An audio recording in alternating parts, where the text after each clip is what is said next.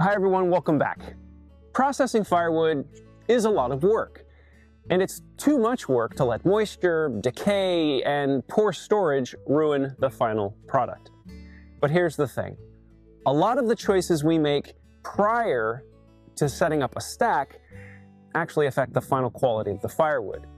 So here are my rules for making sure that we can turn all of that work into the best firewood possible.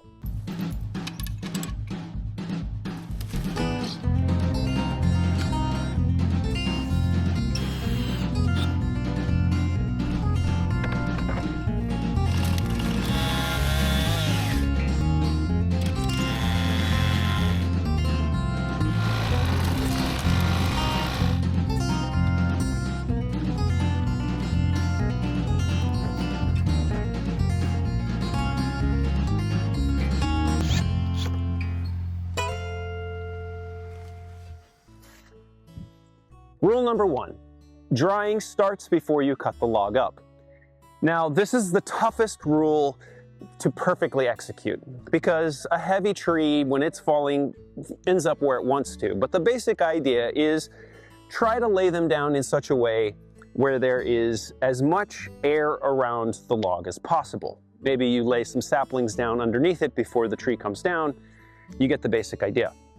Another thing to think about is that if the tree has limbs that have leaves on them, don't immediately limb it. Let those leaves and branches pull moisture out of the log.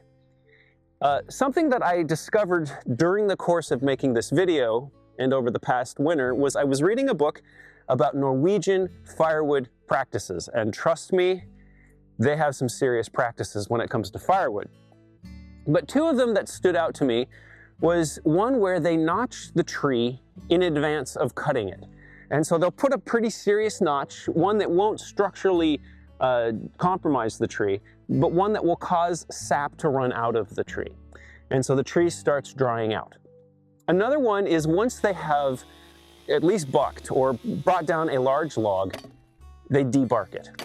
And so that was something that I tried this past winter on some logs, and it was a great thing that I think I will be doing moving forward. The basic idea for rule number one is drying starts early, and so try to maximize that drying.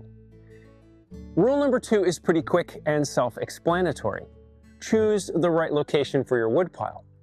If you choose a location that has good sun and good air movement, well, this will ensure that the woodpile stays dry. Rule number three is critical. Never stack firewood directly on the ground.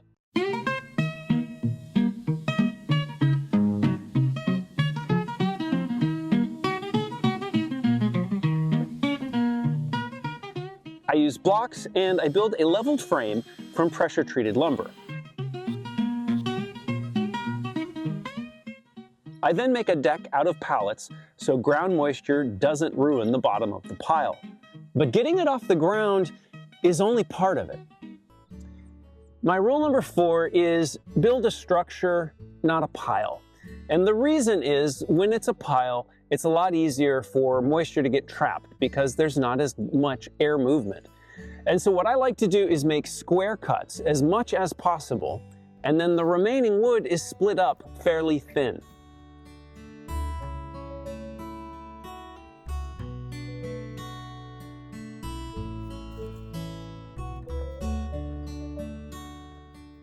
And then what that does is it makes the pile more stable, it will stand up much better, and it also allows for a gap in between the stack where air can move behind the stack and continue the seasoning process. I want to talk about something serious that's been happening nightly here at Wineberry Hill, specifically trespassing. Is there something that you want to add to this? Absolutely! First of all, I reject the trespassing allegations.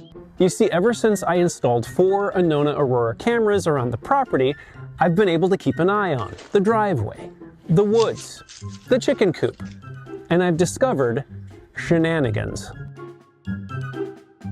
They shoot in 4K, they use smart detection, and with full color night vision, these late night visits have been easy to document. Actually, I was admiring the chickens for their aesthetic beauty. And if I want, I can talk right through the camera. Hello, I can see you. You know what, a little privacy would be nice. Quick to install, easy to monitor, and clear day and night. Annona Aurora is bad news for shenanigans. Rule number 5, always cover the top of your stack with an angled roof, and it needs to be angled. You see, sometimes people will throw a tarp over a flat wood stack. And then what happens is it gets snowed on, that snow melts down into chunks of ice, and that ice tears and damages the tarp. And then the tarp drips and leaks down in between your wood pile. And so this method avoids that risk of the water pooling on top, and it just continually runs away from your wood stack. Now, in the instance of this particular wood stack that I did, I found that the pallets that have wood blocks that put them together were a lot better than the typical pallet with the typical pallet stringers. And by just knocking out all of the other wood blocks on that pallet, it made a perfect roof for this particular wood stack. I propped them up a little bit higher to make sure that I have a good angle for water to run off. As I mentioned, I use a heavy-duty tarp, and then I screw it down along the back of this particular wood stack. The other thing is, you're wondering, well, why did he spend all the money on these chains for the tie-downs that hold down the rest of the tarp? And the answer is, I didn't. They were free at my hardware store. They were giving away all of their pet chains, and so I took all of them, and I've been trying to figure out for months, what am I gonna do with all those chains? And then I realized I have the perfect project to use some of them on. Rule number 6, make it look good.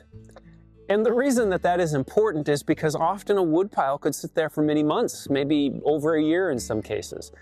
And so if it is a mess, you have to look at that mess every time you walk by it while you wait for the wood to become usable. And so as I go, I try to stack as neatly as possible, and I use a rubber mallet to level out the face of the wood stack.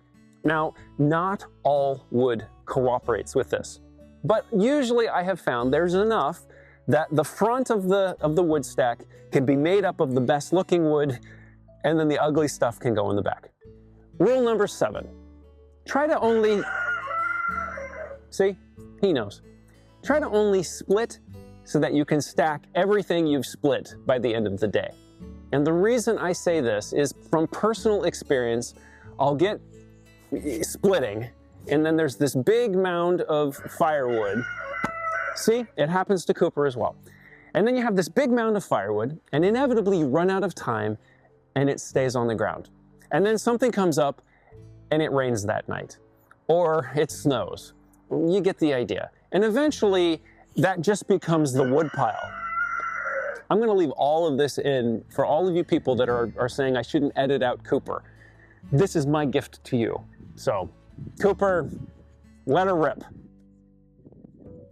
Yeah, he won't do it on command. So, yeah, the basic idea, if you're gonna be splitting, try to get it all stacked by the end of the day so that you can then get a tarp over it and prevent any moisture from coming up from the ground and ruining the wood or reducing its quality. So there you go. Those are my basic rules for making quality firewood. Now, full reveal, full disclosure, I don't know why I just said that. I was gonna make a point about a book I read. So, full disclosure, I read. I don't even know what I'm saying. So here are my rules, and so here are my rules. I don't know what I'm gonna say next. Woohoo! And so here's the thing. Rule number 5, always cover your top. Always cover your top.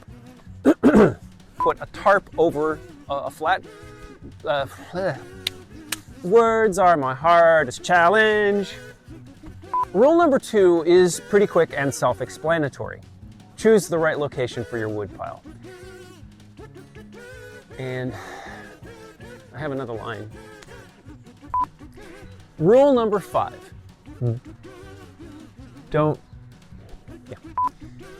Rule number 5. Cover the pile. It's not a pile, it's a stack. Oh, interesting. So there was a big red-tailed hawk that was just out of my line of sight, and that's what Cooper was going on about. All right, say hey.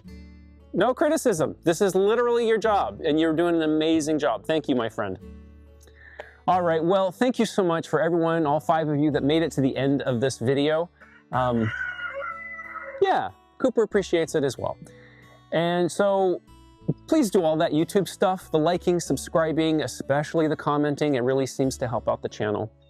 And there are additional ways if you'd like to support the channel that you can find at wineberryhill.com. Things like downloadable guides, you can get t-shirts and stuff like that. And as always, if you like this video, you might like these.